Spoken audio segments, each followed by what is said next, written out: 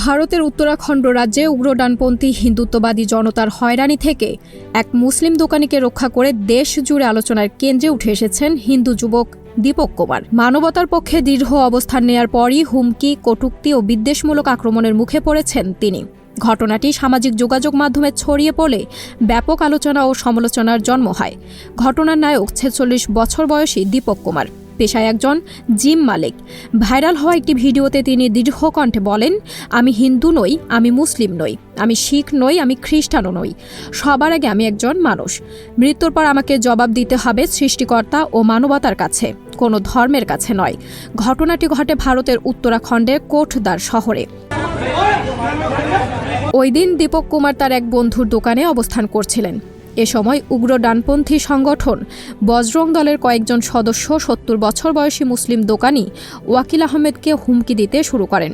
তারা দাবি করেন, দোকানের নাম বাবা স্কুল ড্রেস থেকে বাবা শব্দটি সরাতে হবে।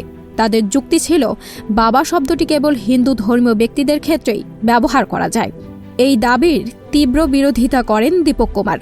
তার এমন প্রতিবাদ সামাজিক যোগাযোগ মাধ্যমে প্রশংসায় ভাসছে। অনেকেই বলছে, সবার আগে মানুষ সত্য, তাহার উপরে নাই।